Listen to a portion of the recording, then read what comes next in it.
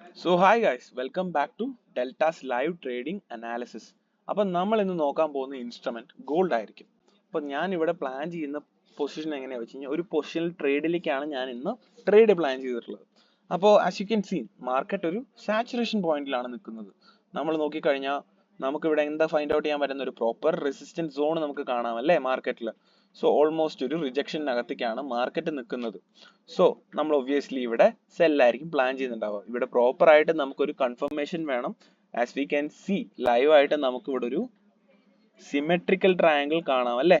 So ഇവിടെ നിന്ന് break out കിട്ടേണ്ട താമസം മാത്രമേ ഉള്ളൂ. നമുക്കിവിടെ കണ്ടിന്യൂസ് ആയിട്ട് ലോവർ ഹൈ ക്രിയേറ്റ് ആവുന്നുണ്ട്.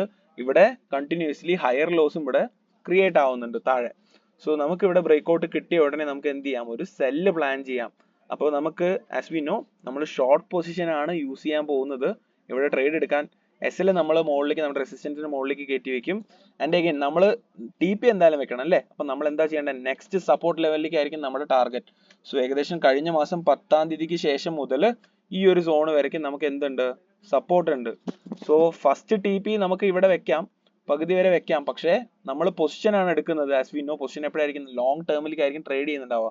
അറ്റ്ലീസ്റ്റ് ഒരു 1 വീക്ക് എങ്കിലും ഹോൾഡ് ചെയ്യുന്ന പോലെ ആയിരിക്കും നമ്മുടെ ടി പി ഉണ്ടാവുക. So as we can see ഇവിടേക്ക് ആയിരിക്കും നെക്സ്റ്റ് ടി പി. സോ ഈ ട്രേഡിന്റെ ടി പി നോക്കിക്കഴിഞ്ഞാൽ 1:6.5 ആണ്. സോ നമുക്ക് ഈ ട്രേഡ് ഇങ്ങനെ ആയിരിക്കും പ്ലാൻ ചെയ്തിട്ടുള്ളത്. And we can enter accordingly after the break out.